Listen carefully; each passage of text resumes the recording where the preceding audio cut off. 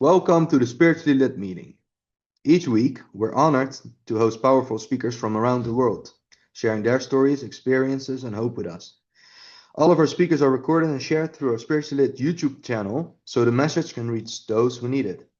If you're listening to this recording and you're struggling, seeking help, or simply have a question, please don't hesitate to reach out. You can contact us anytime at spirituallit24@gmail.com, and we promise to get back to you. Tonight, we have invited Cameron F. and Nikki M. to share their experience on the beautiful topic now about sex. After that, the meeting will be open for sharing back or asking questions. We will give you assigned 10 minutes before the time's up, Nikki and Cameron. Thanks so much for making the time and the effort to come share with us. And with that, I'll hand it over to you guys. Good luck. All right. Well, thank you, Nick. And it's great to be here. It's an interesting subject, one that doesn't get a lot of airtime, but it's kind of fun to delve into. My name is Cameron. I'm a member of Cocaine Anonymous. I'm an alcoholic addict, doesn't drink or use. Sobered up on November 21st, 2003. And because I met someone in these rooms that understood the instructions as laid out in the big book of Alcoholics Anonymous, they showed me a very simple process where I could connect to the God of my understanding and be able to easily control my desire to drink, use, or act out. And that's had a very profound effect on my life in 21 years. In fact, I've done more in the last 21 years of my life than I did in the first 46 when I sobered up. And since we're talking about sex and relationships, this program allowed me to rebuild a relationship with my wife, whom I had destroyed my marriage by the time I came into the program. And through the tenets of steps 4 and 5 and 8 and 9, I was able to apply those principles to that destroyed relationship. And it had quite a turnaround. And that I was sharing earlier, my wife and I are celebrating 35 years of marriage. She's my best friend, my business partner, my confidant, my soulmate. And that's a direct tribute to this amazing program of Cocaine Anonymous. Nikki, come on in. Hi, everybody. I'm Nikki M., and I'm a grateful member of this fellowship and many others. And everything that Cameron said is facts, not fake news, because Cameron is not only my sponsor, he's my neighbor. I can actually see his bedroom window from here. So long story short, how do I qualify? Once I start, I can't stop. And I can't control the amount of what I'm taking in that moment. So I'm suffering an illness that only a spiritual solution will solve. And I called my neighbor Cameron one day and I said, my sponsor fired me. And he said, okay, Nikki, I'll come over. And I was in my Noodle Nikki bathrobe, which I still have today, 9 years ago. I'm number 255 on Cameron's roster of sponsors, or sponsees, I should say. And my life is beyond my wildest dreams. There's a line in our book on page 19 that says, it says, a few of us are fortunate enough to make a full-time, basically, volition out of this. And Cameron F. and Nikki M., we're full-time sponsors. So I'm grateful to be here. And before we came on the meeting, we did come prepared because we're serious about recovery. And so my sponsor is even weirder than I am. And he's put together something for us to listen to. So Cameron, if you want to cue that up, and we're just going to take a few moments to listen to it. And what's going to happen is this is really the story about sex. And you're going to hear a journey. We're going to start with the problem and you're going to end with the fake solution. And then we're going to get into the real solution. So hit it, Cameron. There you have it. Okay, welcome everybody to Spiritually Lit. We're going to talk about sex today. Nikki M. and Cameron F. here, and I'll kick it off, just the prime to pump here, Nikki. I'll kick it off with a reading, and then you and I can weigh in on it. So the problem, we're going to start with the problem, then eventually we'll work out the solution. So the problem as stated in the big book, and of course, pages 68 to 70 delves into the problem of sex. Now about sex, many of us needed an overhauling there, but above all, we tried to be sensible on this question. And it's easy to get way off track, especially in today's society with so many wild variations of the human equation out there. We find human opinions running to extremes, absurd extremes. Perhaps one set of voices cry that sex is the lust of our lower nature, a base necessity of procreation. And then we have those voices that cry for sex and more sex, who bewail the institution of marriage, who think that most of our troubles of the race are traceable to sex causes. They think we do not have enough of it, or that it isn't the right kind, and they see its significance everywhere. One school would have no flavor for their fare, and the other would have us on a straight pepper diet. We want to stay out of this controversy. And let's open it up. Nikki, why don't you kick in first here? All right. Well, everybody, please know that when you're taking your sponsees through Cocaine Anonymous, open them up to the other addictions that will follow once they stop cocaine. That is the penises and the farfallas and the paychecks and all that good stuff that comes with those acting out addictions. But what Cameron talked about here is that we need an overhauling. We don't just stop drinking and stop using drugs. We need an overhauling. Men and women of God don't go to bed lightly with anybody. We're going to read that for later on. But Cameron said this: we want to stay out of this controversy. Why? God is the properly appointed authority. See, when Cameron found me basically on the floor of my house dying, he didn't say, Nikki, go stop sleeping with this guy. Start doing this. He said, follow the instructions of this book and create your own 100. He stayed out of the controversy of his opinions on my sex life. That's not his job. His job was to take me through the steps. His job was to explain his experience, strength, and hope. But no way was it for him to give opinion on outside matters. That's a tradition. And it's not just for the rooms or for meetings, everybody. We do not have opinions on outside matters. And that's outside the realm of my energy field right here. So keep your butt shut when it comes to other people's sex lives. God is the properly appointed authority. And I'll end it here, Cameron, on this thought.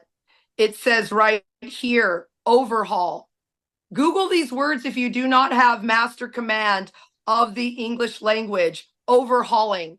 That doesn't mean that you do the things you want to do anymore. You have to stop doing what you want to do. This is very, very radical. Get in here, Cameron. So, do they still do co-ed treatment, like where they have men and women at? Yes, at and they all come out into marriage after 2 days. Do they? Does that happen over there in the UK and Europe also? Yes, it happens everywhere. I always found it really bizarre you would have co-ed treatment, because most addicts, when they come into the rooms of CA, like they're barely toilet trained apes, right? They eat, they shit, they fuck, and that's really about all they're good for. They're on reptilian brain mode, right? Fight, flight. And so they go to the treatment centers, and of course, if you've been to a treatment center that's co-ed, one of the rules is you don't have sex with the clients. And of course, inevitably, what do they find? They find two people going at it under the stairwell, and of course they're throwing out. And when they're looking at the treatment center, counselors saying, well, why are you throwing us out? And they go, well, you can't follow the rules. Well, if I could follow the fucking rules, I wouldn't be here in the first place. Oh my God. It's just mind-boggling the way these organizations treat the attitudes around sex. And it may, I'm not saying that's a good idea, but come on, these people are, just short of being feral animals.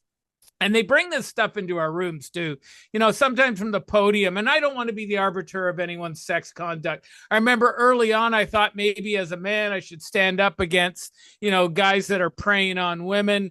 But I find the women can just as predatory as the men. And I did not sign up to be anyone's crusader or saintly protector. But I do say from the podium, looking for a relationship in 12-step rooms is like going to the junkyard hoping to find a new car. It ain't going to happen. Or going to bankruptcy court and looking for a business partner. It's just a bad idea. Of all the relationships I've seen trying to form within the rooms, very few. I can count on maybe one hand the number of relationships I've seen work on the long term. Most of them end in disaster. Relationships is hard work, right? Even for the muggles, the normies, it's hard work. So you imagine you're an addict, you got all this baggage, and you decide you're attracted to someone in the rooms and you want to have a relationship with them, and they got all this baggage, and you come together. Like, it's just not a very, very good idea. Yet I see it in the rooms. One of the questions I want to put out there when it comes to the attitudes of sex in the rooms is, what do we do when we have people in the rooms acting out sexually in inappropriate ways? What should we do about that? Should we throw them out? Should we, make a note that these people are, perhaps a danger to the common welfare of the group? I want to throw that into your minds to think about when we get to Q&A. How should we handle that? Should we permit it, tolerate it? They, like ourselves, are sick too. I don't know. It's worthy of more in-depth discussion. The sex stuff in my inventory wasn't as problematic as some of the ones that I have worked with. But if you think about it, sex is a very powerful energy. It is the second biggest energy on the planet. You know what number one is? Food, digestion. You got to eat first, then get laid. So sex is number two. It's the second biggest energy on the planet. And it's a powerful energy to mess around with. And as Nikki was alluding to, often when I'm working with drug addicts and alcoholics, they'll sober up on the alcohol and drugs. But like a whack-a-mole game, other kinds of addictions start to pop up. And sex becomes one of those addictive patterns.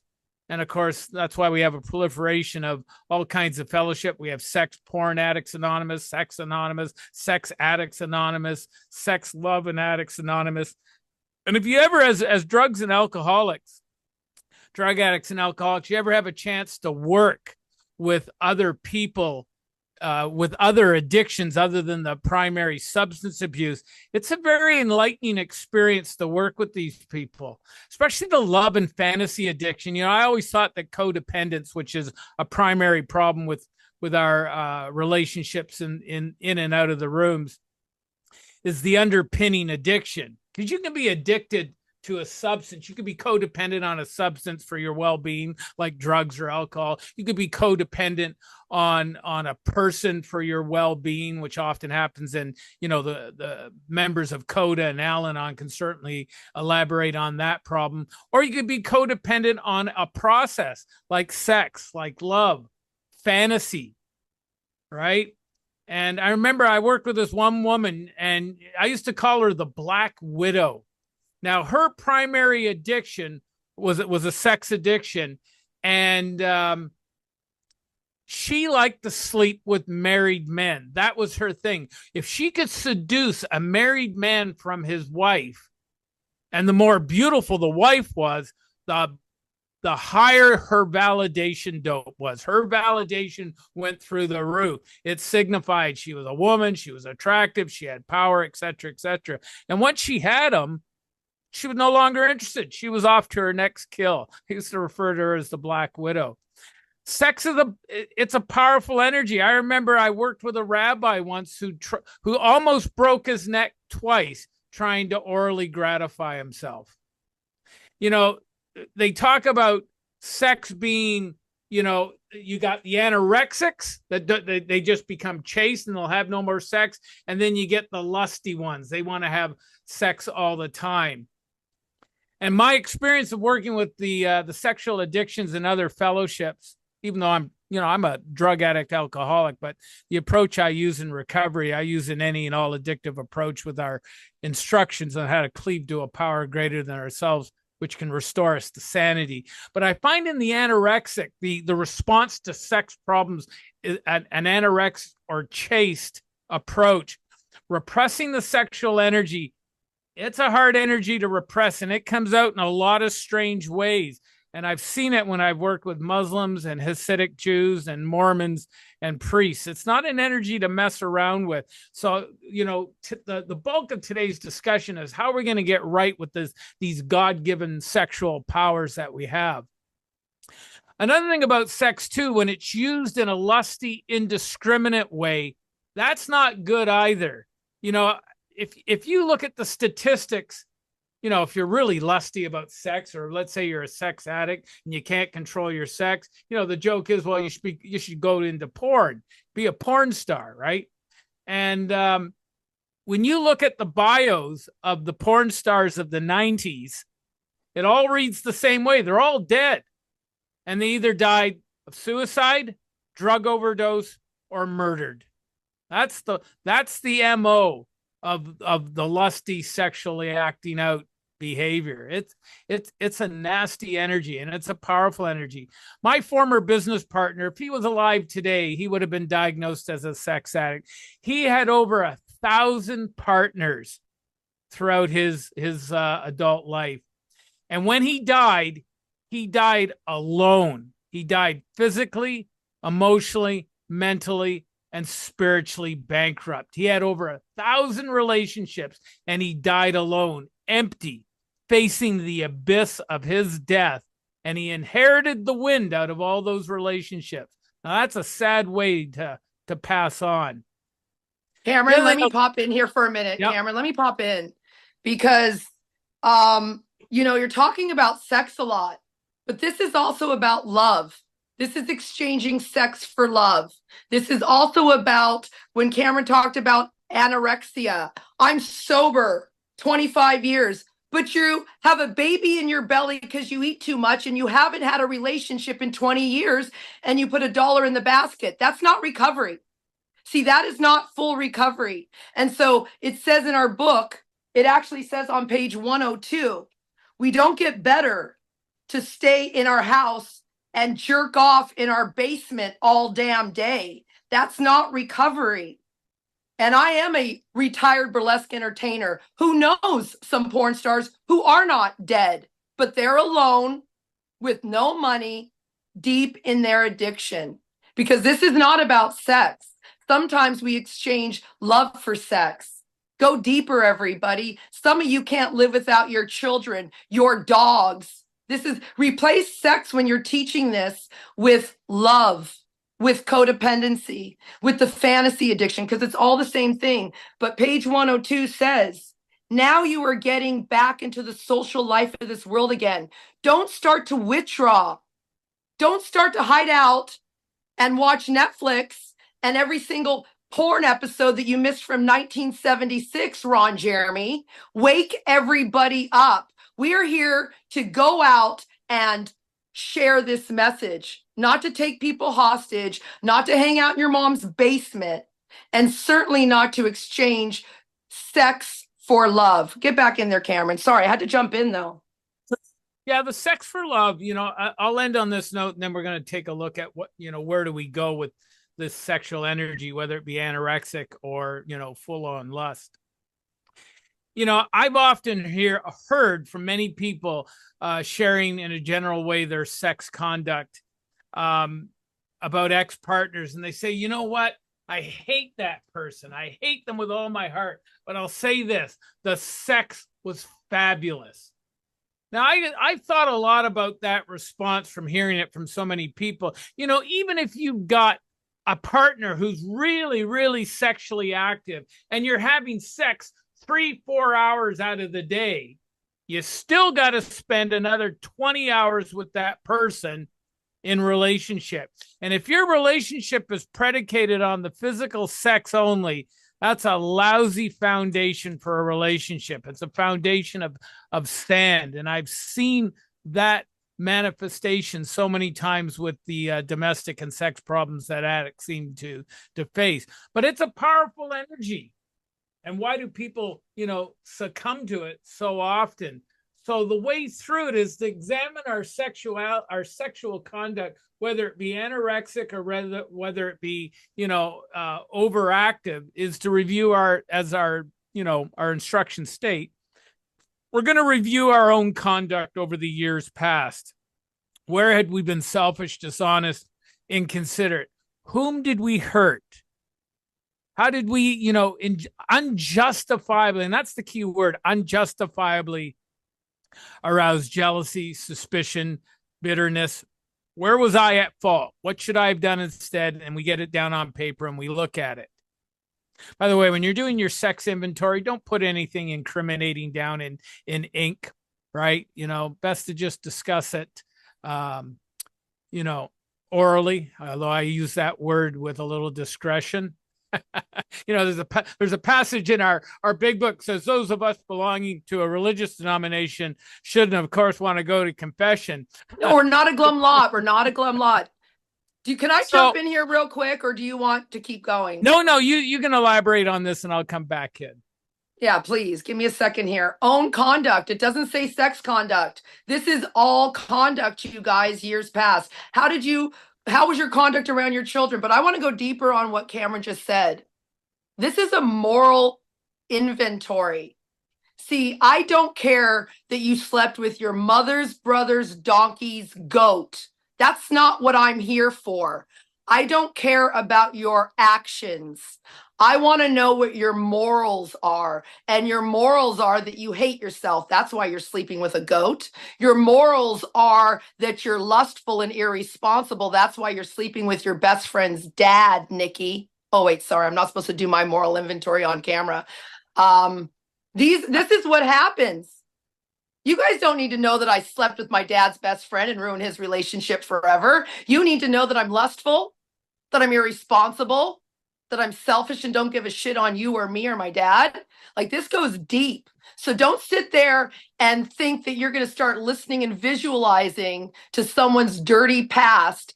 Don't listen to that stuff. When people start telling me what they've done, I take them right to the step that says moral inventory. Google the word moral. Doesn't say actions. And then I want to remind everybody this, where it says, did we unjustifiably arouse these things? Where are we at fault? Don't forget, how you show up is a mirror reflection. You show up like a lunatic, you are going to attract that energy back to you. Don't forget, we're in a spirit world here. I told Cameron I wanted a second to talk about spirit sex. I don't think this is the moment to do it, but we're here not as humans anymore or eating, defecating monkeys and mukakus. We are here as children of God, and children of God don't let people enter into their bodies and share their DNA. Go deep. We're in a spirit world. Cameron, come back in here. But if you show up like a pile of horse shit, you're going to get flies. If you show up like a pretty singing butterfly, wow, you're going to attract sunflowers. Come in here, Cam. So, we look at our conduct over the years past. So we're going to, we're looking at our moral inventory. And as Nikki said, you see, a 12-step program is a spiritual moral approach to the efficacy of our addiction, whether it be drugs, alcohol, or the acting out behavior.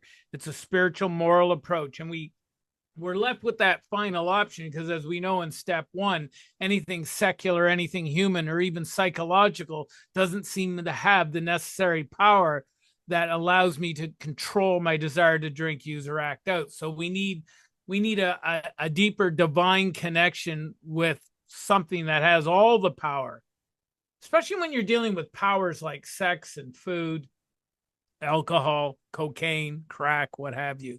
So we want to look at what's blocking us from having a greater relationship with that. And of course, sex conduct is a huge part of our inventory. When Bill wrote the instructions, we reviewed our conduct over the years past and where we've been selfish, dishonest, and considerate. He did it specifically for sex, but those are good instructions for all harms to others.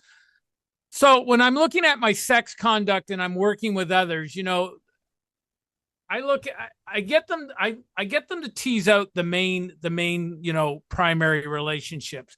Ex-partners, ex-spouses is always a good place to start to look at what's going on here. What kind of harm am I arousing as a result of my sexual conduct? And then, some people have had a lot of sexual activity out there and they treat women or men in a specific manner. So I'll often have them do an inventory on women in general or men in general. and tease out what are the character defects, what are the shortcomings that are blocking this person from an intimate two-way relationship with the one who has all the power. Now, if you know in your big book, and those of you that are familiar with the workbook that I created for the 12 Steps 4 Hours workshop, we look at the harmful conduct that Bill lays out around his wife, Lois. And it shows up as harmful sex conduct. And what Bill had written down was having an affair, unjustifiably arousing jealousy, resentment, distrust. Lois felt inadequate, betrayed, unworthy, unloved. And that's the nature of the harm done. That's what we want to clean up when we're looking at sex conduct. So how do we make that right? So, we do the moral inventory. Now, I'm extrapolating a little bit from Bill's history here and his inventory process.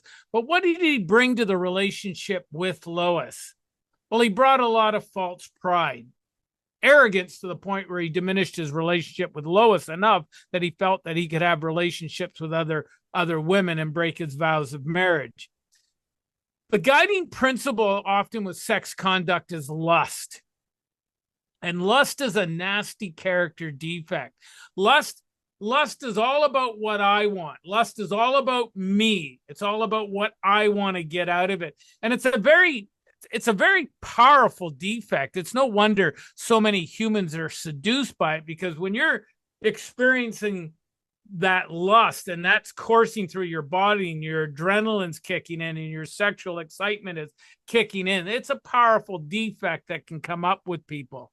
And through lust, it led Bill into another character defect, which was dishonesty and eventually infidelity. And then, of course, it's all about Bill and what he wanted. So we know it's selfish and it's self-seeking. Now, what was the self-seeking motive?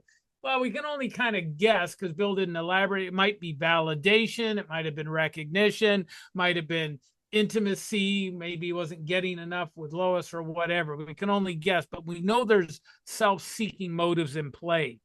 It's obviously inconsiderate to the woman he's cheating on his wife with, and it's inconsiderate to his wife. It's irresponsible. It is responsibility to Lois as a husband. And it's the seven deadly sins, Cameron. Bottom line, it's if you're one of them, you're all of them. We've talked about that.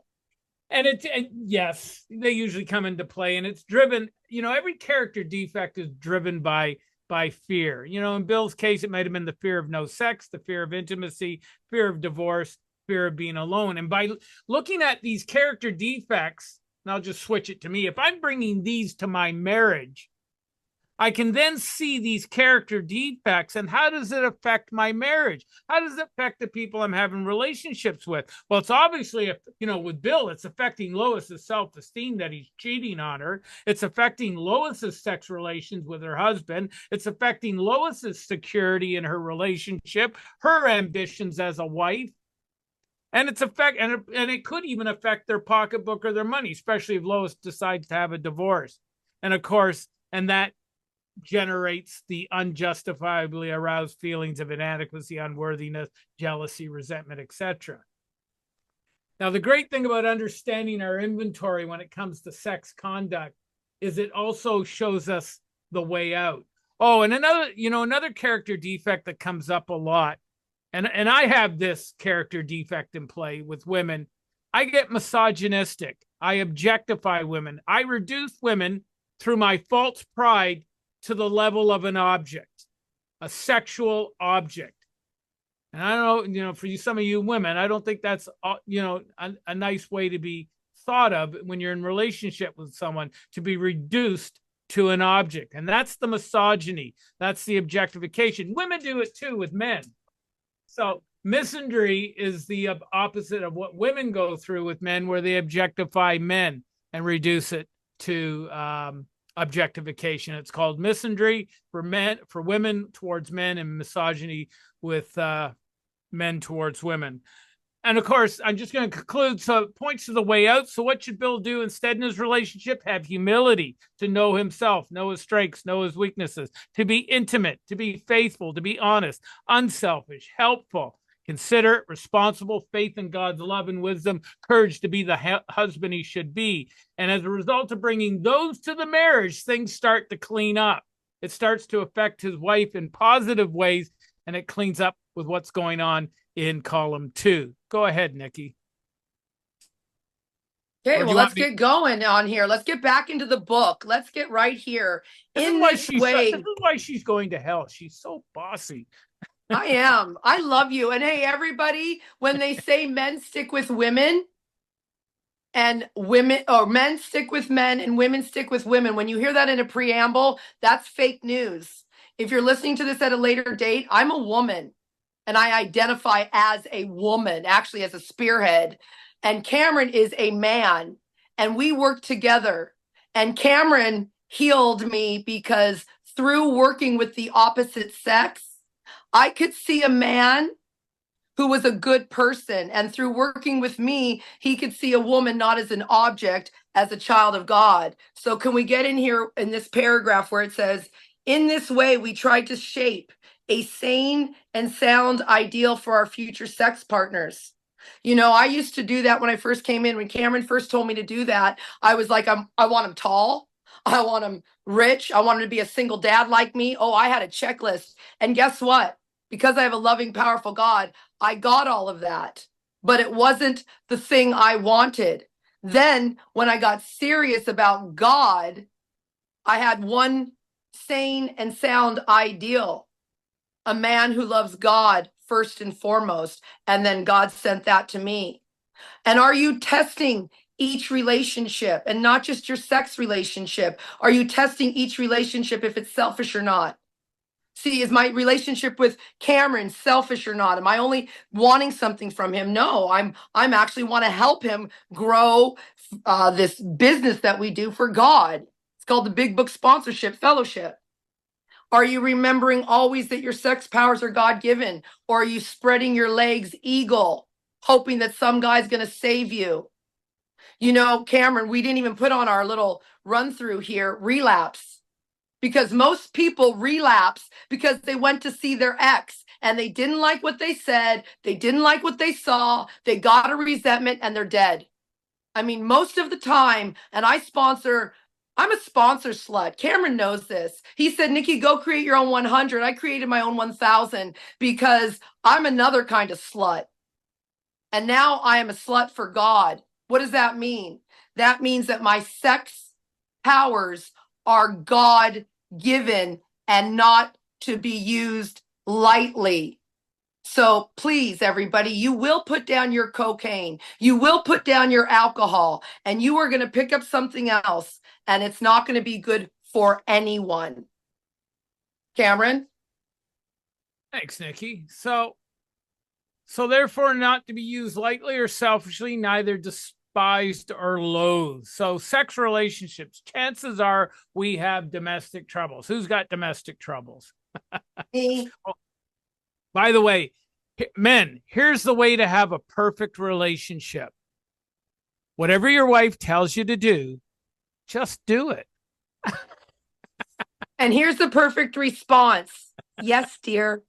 Yes, dear. I've heard you say it so many times to your wife, Cameron. Yes, dear. Actually, I have three phrases. Cameron, you left your underwear on the floor. Really? I didn't know. Sorry. Cameron, the toilet seat's up again. Really? I didn't know. Sorry. Cameron, you can't do fast. Really? I didn't know. Sorry. You forgot the one where she chases you around when you're eating toast and the crumbs? Cameron, there's crumbs everywhere. Really? So chances are we have some domestic troubles. Perhaps we're mixed up in women in a fashion we wouldn't care to have advertised. We subjected each relationship, as Nikki said, to this test. Is it selfish or not? Now, this is an important take-home message. Don't share sex conduct at meetings, folks. The meetings are not safe for you to be sharing intimate details about sex in the meetings. They're not safe. That's why, what goes on here stays here is absolute rubbish. That's why everybody knows who's banging who and who's cheating on whom and all that sort of stuff. And you got to remember, most of the people in the rooms, because they're stunted emotionally. How many of you met men and women in the rooms that are 13-year-old adolescent teenagers trapped in 30, 40, 50-year-old bodies? That's why everyone's so sensitive and everyone gets butthurt when someone looks at someone else and all that crazy stuff. It's just, so you don't want to be sharing sex conduct at meetings. I got a meme I want to share with you as I kick open this next little part of our talk here. So just give me a moment. Cameron's favorite line when he walks into an in-person meeting is, "We don't fuck our brothers and sisters." Thank you, Cameron. So here's the meme. This is the meme I saw on Facebook feeds this morning. My husband makes love to me 3 times a week. Just once a week for me, but you're not married. Oh, I thought we were talking about your husband. Oh, that's funny. Oh, God. Okay. So we don't share our sex. Wait, can I talk about that 13th stepping real quick? Yeah, Since we're just getting in here and we got 10 more minutes. Someone gave us more time. There's God. There is no 13th step in this program. And it's not an 11-step program, everybody. Because I see a lot of people thinking this is an 11-step program and a 13-step program. It's only 12 steps. See, page 102, and this is how I send my sponsees out. And Cameron sends me out like this too into the world. Page 102. Your only job is to, your job is to be of maximum helpfulness. Nikki, is it helpful to sit on someone's husband's penis? No, it's not. So don't do it. Is it helpful to go into a room, a 12-step room, and look for somebody to save you? Al-Anon, some of you in AA aren't real alcoholics. You're type 2 alcoholics, and you're in there looking for a new husband. Wake your sponsees up. They're really hiding in the rooms of AA, and they're sex and love addicts. They're hiding in the rooms of Al-Anon, and they're sex and love addicts. They're hiding in the rooms of CA, and they will go out and get real high and stick everything in every orifice because their lover does it. They're a type 2 drug addict, but they're a type 3 sex and love addict. See, when Cameron found me, I was going to kill me and my lover. These aren't bad Friday TV night movies that you're seeing in the rooms. These are true, real-life stories. So we should probably get into the solution, because the solution is not in 13 stepping. Cam? Yeah, lust is like a drug. It just leads to a hedonistic, and often in the worst case, an addictive lifestyle. Lust is a powerful, powerful drug. So the solution is, first of all, we're not arbiters of anybody's sex conduct. I don't care who you sleep with, how you sleep with them. That's all your business. The solution is we let God be the final judge. God's the properly appointed authority, as Nikki said. If sex is very troublesome, the solution is we throw ourselves all the harder into helping others. As Nikki said, I didn't start getting into her moral conduct about sexual activity. I suggest you go out there and sponsor other people, and we think of their needs and work for them. By the way, if sex is troublesome, drinking is troublesome, using is troublesome, whatever is troublesome, the answer is always to throw yourself all the harder into helping others. And it quiets that imperious urge when to yield might mean heartache. Now, there's some prudent instructions as we wrap up here when you're making, reparations around your sex conduct. Before you take drastic action, which might implicate others, secure their consent.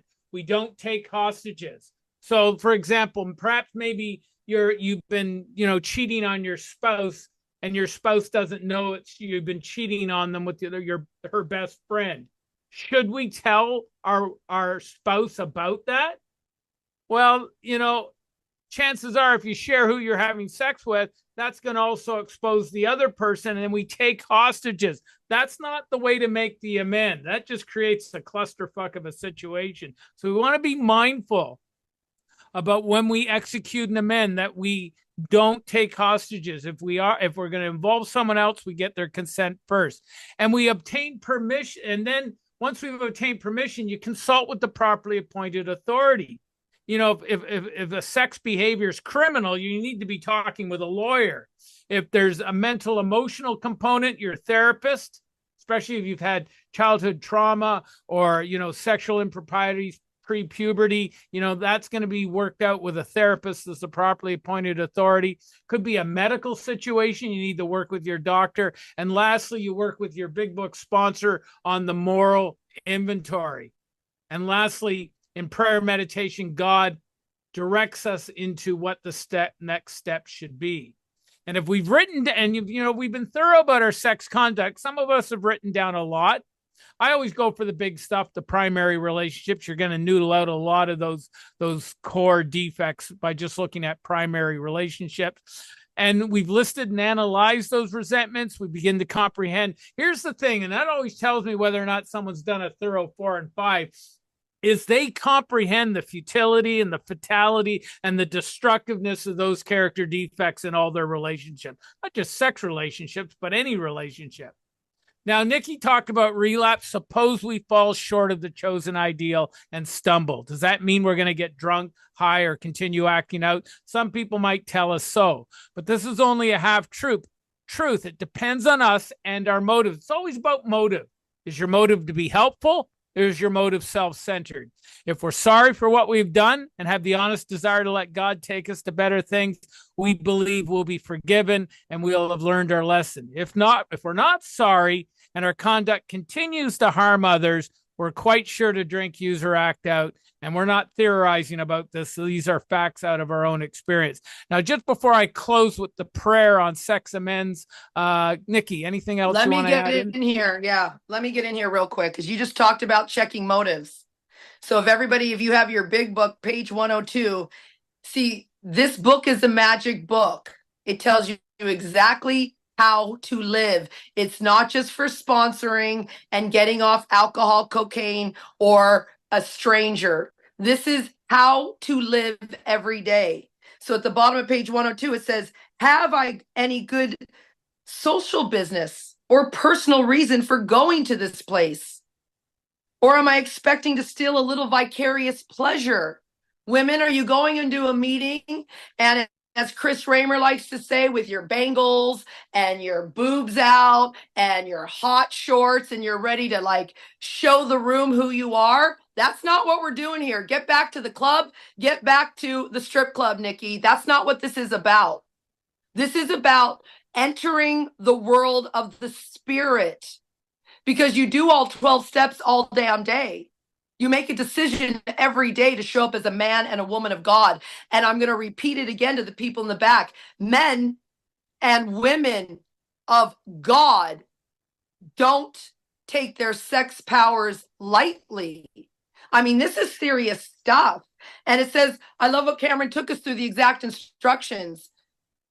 It says exact instructions in our book about talking about other people. If it's going to hurt somebody else, you have to secure them. You have to get a yes. And most people don't want to know. Women, do you want to know who your husband cheated or your boyfriend cheated on you with? Because I don't. I don't want to know what she looked like, what she smelled like, because I won't touch your penis again. Go deep with people. This is serious stuff. We're trying to heal here, not cause more damage. And I love what Cameron said about the properly appointed authority. I sponsor a lot of men, and their sex conduct is illegal. And women, you too. Wake up. I was planning a murder homicide. That's illegal in Toronto, Canada. Okay, I just wasn't caught. So long story short, make sure if you're a sponsor, you don't hear these things. I don't need to hear what you did, who you did it with. Share in a general way the morals, because you can be implicated in some of these things too. And it's real stuff. We're living in 2022, 2025. Porn addiction is real. Okay? Sex addiction is real. Child trafficking is real. Yeah, these are dark subjects, but we're going to talk about it. So wake yourself up. Wake your sponsees up. Wake the rooms up. Because we don't need another person dying or going to jail. We need people, as Cameron says, on the firing lines with us. because it says a radically changed attitude. And a radically changed attitude is not just stop doing drugs. I stopped eating at the all-you-can-eat buffet. I stopped cheating on my taxes. No, this is all or nothing. God is everything or God is nothing. So when we do share backs, again, there's a lot of questions on the table here. Get your mind that God gave you working. What does it look like to show up as a woman of God, ladies? Men, grown men, you're all over 18. You're men. What does it look like to show up like a man of God? Question, are you going to sleep with a woman that you don't intend to marry and she has children and you don't care about those children? Wake yourself up. Cameron, I need to come over and hang out in the bunkie after this. I'm getting all round up. Whoa. Yes, I had no idea what monster I was unleashing on the fellowship when I took Nikki through the steps.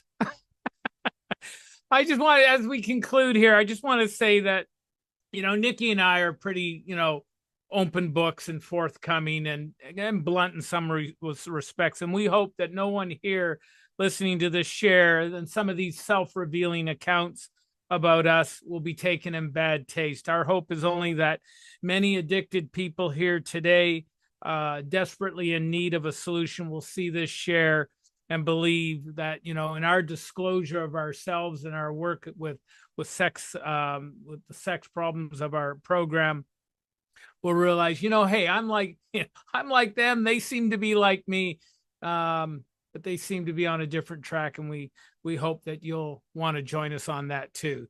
So I'll conclude with this prayer in our big book around sex amends. We ask God to mold our ideals, to help us live up to them. In meditation, we ask God what we should do about each specific matter. The right answer will come if we want it. We earnestly pray for the right ideal, for guidance in each questionable situation, and for sanity and strength to do the right thing. And I'm for that. How about you? God bless. See you on the firing lines of recovery, everyone.